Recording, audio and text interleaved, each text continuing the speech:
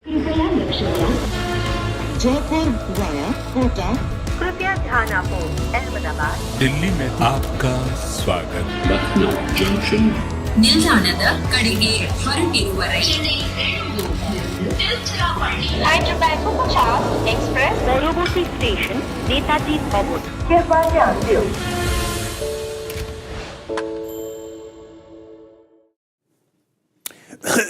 Excuse me, Saturday Night Fever at Lucknow with Lucknow choosing to bat after winning the toss and feel they'd be happy with the target that they have put up for Punjab. It's an even 200 that Punjab needs to win. So 10 and over, easy enough division for me as well. But the Lucknow batting effort has been, well, interesting to say the least. You felt that they were probably slow at some point, and they accelerated, then they lost a few wickets. It's been a good old-fashioned roller coaster, but it's gotten them to 199 for 8. A good end for them, a good finish, thanks to Krunal Pandya, who got 43 of 22, and Nicholas Pooran, almost a similar innings. So these two being the booster shot for them, taking the scoring rate up. Quinton de Kock got a 50. He'll be happy with that. The strike rate, perhaps you'd say he could have gone just a little faster than that. But 3 wickets for Sam Curran. Bowled his 4 for 28, 2 for Arshdeep, but he didn't bowl his last over, bowled only 3. And Kagiso Rabada bowled much better than those numbers suggest. You're watching Cricbuzz Live. I'm Gaurav Kapur. With me, Michael Vaughan and Harsha Bhogle.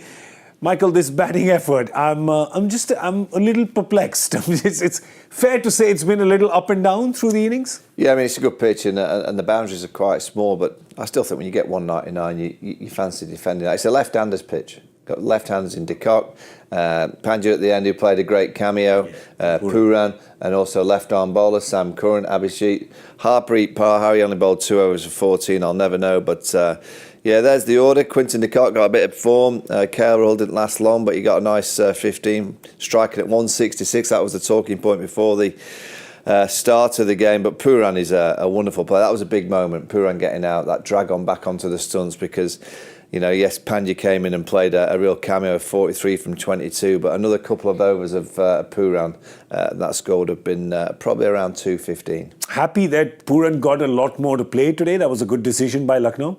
Of course. Yeah. I mean, we talked about it in the morning. He's in the before the game. It's morning. It seems like. He's far too good to be batting, even at 5. I wouldn't mind seeing him at 4 as well, because he's in such good form. He's hitting good balls for 4. He's in tremendous form. So, yeah, once he got out, I really thought they'd get about 180, 185. What Krunal Pandya's innings has done here is allow them to play an extra bowler. Yeah. Because they had Ashton Turner ready to come. But that 42 of 21, you didn't get the feeling that he was trying to hit every ball out of the park. And he still got 42 of 21. You got that feeling sometimes with Quinton de Kock, who tried very hard and scored his runs. Yeah. But with Pooran, he was batting fantastic. I think, Michael, if we just talk about QDK for a second, they'll be happy he got the runs. Yes, it looked like sometimes he was just like trying a little too hard, but that happens when you've had a bit of a lean run. Yeah, I mean, and that half century will serve him well going into the next few games. I don't think he was in his most fluent best. He played a beautiful shot for a 6 over wide third. But just a bit of time in the middle, raising his bat, gets to 50. He'll be disappointed that he didn't make it into an 80 or 100 because he's got the game and the gift to be able to do that. But yeah, when you've had a lean run of numbers by your name, to suddenly just remember what it's like to raise your bat to the dugout, it's always a nice fit. And he got him at a decent lick. You know, he wasn't batting selfishly, just trying to get his own numbers. You always feel with Quinton de Kock, he's always trying to get the game going forward for his team. Yeah, but Nicholas Pooran, I think that's the talking point. Quinny, of course, got the runs, but once again, Nicholas Pooran getting the impact runs, captaining today as well, because KL Rahul's injured, won't be fielding. So yeah, he's just this is the Nicholas Pooran everybody knows. Yeah, I mean, if you're picking a World 11, I reckon he would be very close to that side. You know, in that middle, he's such a glorious striker. Some of those cover drives with pure balance. Yeah. Yes, he hits sixes and he can smash it over mid-wicket down the ground, but that cover drive with a nice just step forward with that right foot and then a pure balance, a full swing in the bat, you couldn't push him over. He's got such strong base with that technique. Yeah, a brilliant player. Get him to number 4. You know, when you've got someone playing so well, you want to try and get him as many balls as you possibly can. And in this batting lineup, it's a decent batting lineup. Got lots of different variations, but I do think he could bat at number 4. Can you imagine Pooran, Klaasen and Sky all playing in the same side? Who would you bat where? I think Sky hasn't batted for a while, but I think those are the 3 premier middle order players in the world today. Yeah, I mean, doesn't matter where you bat them. It's basically, you don't want to be a bowler, right? You don't want to be bowling to those 3. But the bowlers today, well, there's a few perplexing decisions from Punjab as well, right? When you look at it, and from a captaincy point of view, Michael, you see that Harpreet Brar has bowled 2 good overs, and we spoke about this in the com box, didn't we, Harsha? You hope that they don't see left-handers there and go, Harpreet, no, you can't bowl. Let's ask the captain. Do you know this change in laws that left-handers aren't allowed to bowl to left-handers? Harpreet Brar in the previous game has bowled 2 overs for 6, and that's all he bowled. Mayank Dagar bowled 2 overs for 6. Then the left-handers came on, didn't bowl again.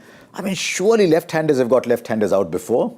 Yeah, I mean, it's these matchups, isn't it? You see it all the time. A left-hander comes out, guess what? You get an off-spinner because it's spinning away from the outside edge of the bat. You know, as soon as a right-hander came in, your left-arm spinner spinning it away from the right-hand edge. But, you know, I think that the one ball that looked like he might get Pooran at was the left-arm spinner. Yeah. You know, he had him close, LBW shout, but I just think a lot of this science and data and information that is embedded into all these teams around the world now. It's like the left-hand right-hand combinations. We saw it that they tried to get that left-hand right-hand combination with the batting hand tonight, and 2 left-handers did the job. Yeah. It was the 2 left-handers got that innings kick started. I just think there's a little bit too much science. You know, when the left-arm spinner is a good left-arm spinner, I'd be slightly concerned if he couldn't bowl to left-handers as well. The one thing I don't see with left-arm spinners is what Ashwin does when he's right-handed. The carom ball that the right-hander bowls, I don't see the left-armers bowling that one. No. Because Ashwin, he said, if I'm playing T20, I have to challenge both edges. So hence the carom ball. I don't see the left-armers bowling that enough. Of course, there was Arshdeep, who didn't bowl the last over. We were thinking odds on he'd bowl the last over. Arshdeep, who perhaps in India contention, a little higher than where Harshal is right now. But interesting, they went with Harshal for the 20th over and not Arshdeep. Yeah, again, it's you were thinking a few months' time in the T20 World Cup, he might have to bowl the last over or 2 with Bumrah, but he's not been given the job to do it for his franchise team tonight. Again, the captain will be kind of working out in his own mind who and where and to what batters. But he bowled 3 overs, 2 for 30, bowled pretty well, got the 2 wickets. Harsha Patel I'm just trying to work Harsha Patel out because clearly he's a good bowler. And clearly he's got lots of variations, but has he added to those variations over the years? And is he just starting to get a little bit found out? And they've seen, you only need to, once you've faced a certain bowler and a certain slow ball, if it's so obvious, the next time you see it, you go, oh, there you go, smack it out the ground. Okay. So is he getting to that stage where he has to deliver something new? And all these batters are just starting to work out exactly what he's bowling. I think they set themselves up for the slower ball against Harshal after a while and regard the quicker one as the variation. So he's got to be able to bowl the quicker one more consistently to make the slower ball worth it. But also, I think now they know what he's going to give, as Michael was saying. And in this T20 game, if you're a bowler, you've got to... It's like being in the IT industry. You've constantly got to stay ahead of what's coming. So someone like a Harshal, someone like an Arshdeep, see what Bumrah does. Bumrah's constantly... You don't know what's coming next with Bumrah. I think with these death bowlers, they've got to just stay ahead a little bit. Otherwise, you become predictable. And in this game, you get taken down very quickly. Yeah, and just a quick word on Kagiso Rabada to round up the bowling effort. Kagiso Rabada has gone for 9.5. He's definitely bowled better than that today. Yeah. I mean, he could easily have had 3 or 4 wickets. It's a cruel game, T20 cricket. I guess it's the old adage. He'd probably bowl a lot worse and get 4 for next time out. He'd probably get 4 for 35. Oh, God, I didn't get any of those balls in anywhere near the zone that I was expecting. But tonight, he certainly he could easily have picked up 3 or 4. Yeah, we were talking about the power play and how they have to go strong and big in the power play. Today, the power play was, at 9 and over, you'd call it decent. But of course, there was the time of acceleration, and that has been the back 10. I think they'd be very happy, Harsha, with how they've done in the back 10. Also, look at 7 to 10. Sometimes the game just goes to sleep. 7 to 10. Even in a 20-over game, there are these ebbs and flows. 7 to 10, it just goes to sleep sometimes. That is what they didn't let happen. And so they were about 97, they're 98 after 10 overs. which is fine. They doubled it. You would have thought, as Michael said, if Pooran had been in a 88. little They were longer. 88 at the end of 10. 88, yeah. Yeah. So they did little more than double it. But normally you want, if you made 88 in the first 10, you back yourself to get 120 in the back 10 if you got wickets in hand. Yeah, that's what we were talking about. I think in the com box we said they'd back themselves to get 100, and they'd be disappointed if they don't get at least 100. Yeah. They've got 110 It's still a good score, though. In the back 10. This is it's a good Well, score. it's a good score when you think Liam Livingstone limped off. Yeah. He went for that chase down the boundary, and it looked like a left thigh or a left hip, something, but I'd be amazed if he's strolling out there to bat. Yeah, it didn't look good because on a long shot that you saw, when the ball was in the air, he starts to go and he stops straight away there. He doesn't even get to the ball. It's far away in the first place. Yeah. But he didn't run towards the ball. Straight away you knew that something had happened there. Now let's have a look at the Punjab 11, right? Because they're going to be coming out to bat now, and they've not obviously planned for Liam Livingstone not being. They can't bring an impact sub in place of him because they have to get an Indian player in place of him, even if they take him out, because you're already playing with your 4 foreigners. Curran and Rabada, correct. Right? So, and if you have a look at their impact list as well, you see who's the batters they get in, because right now they have, of course, Shikhar, Johnny Bairstow, Liam Livingstone, Jitesh Sharma. They'll get Prabh Simran in. So you add Prabh Simran, but you take away Liam Livingstone. So now suddenly that 200, Michael well pointed out, that 200 now just seems, just a mile further away. Yeah, I mean, when you're chasing that kind of score, I mean, it's a good score and it's not easy to chase, but I do think it's a good pitch and it's skidding on nicely, but you'd want Liam Livingstone because he's in decent form. He's just starting to get a little bit of that form that you've seen over the last few years. He's been out of form for a bit of a while. He had that injury. I think he did his knee and his Achilles with the England side, and he's just started to get a bit fitter. I know he's been training hard away from the cricket kind of training. I just wonder if that's affected his injury tonight. Maybe he's a bit too fit. His body's not quite used to the amount of work he's been doing, but he's a big loss in a chase like this. Yeah, I mean, you just put that side up again, and now let's imagine that Livingstone's been erased. We don't know him. Yeah. We don't know yet, but just imagine Livingstone's erased and Prabh Simran comes in. Now you're Shikhar, Bairstow, Prabh Simran. Yeah. Go on.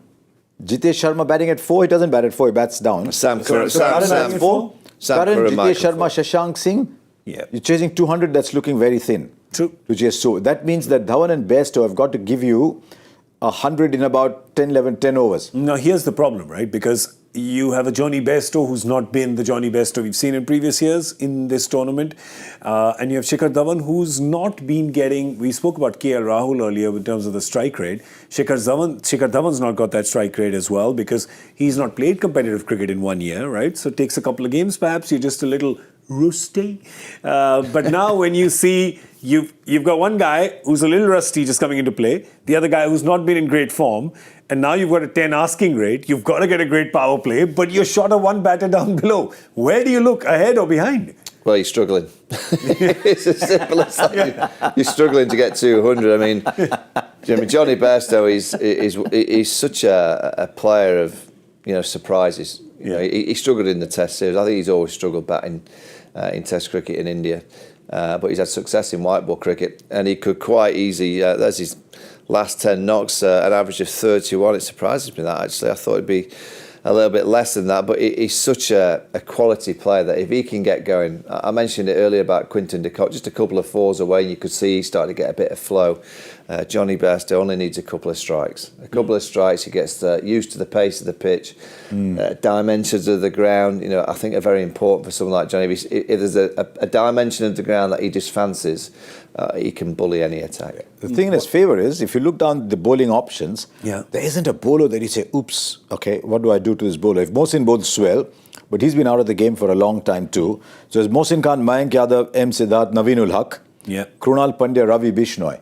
Yeah. So if there is no dew, if it's not skidding on, and it grips a little, you can understand. Otherwise, it's not a scary bowling lineup if he starts to get a move on. I'll just add to that. They've got some soppers and stuff on the field, so that means there is dew, much like Shikhar Dhawan and the Punjab team said.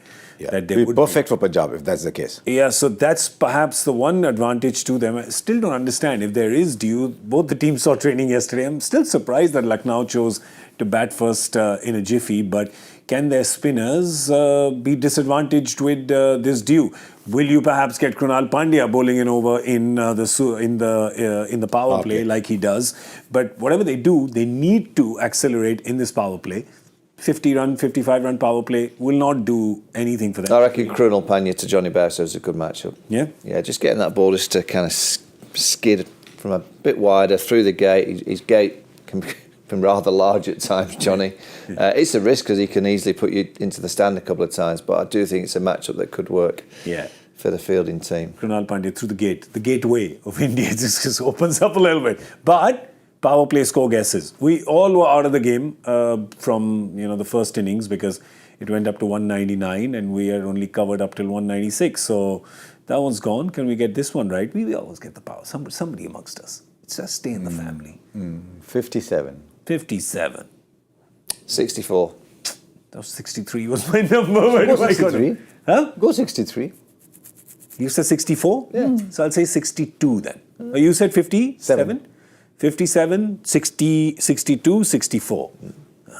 He'll probably make 40 or something. I need a bit of Johnny. I tell you what, 2 wickets and it very well could be, right? Yeah. 2 wickets and it very well could be, but that won't be good enough. We need to see a good game. We need to see a competitive game. We need to, see it go right till the end. It's Saturday night. We want some Saturday night fever here, man. So, that's what's going to happen. We're going to see you with Cricbuzz Combox, which is at the end of 10 overs. Can Lucknow defend this? Yeah, they've got enough. Feels like it. Or can Punjab be the second team that guests and conquers? Just like Knight Riders did yesterday. Guesting and conquering. Can they do that? Well, that's all we have time for on Cricbuzz Live. We're going to see you in a bit. Thank you for watching. Jaipur via Kota. कृपया ध्यान आपो अहमदाबाद दिल्ली में आपका स्वागत ನಿಲ್ದಾಣದ ಕಡೆಗೆ ಹೊರಟಿರುವವರೆಗೆ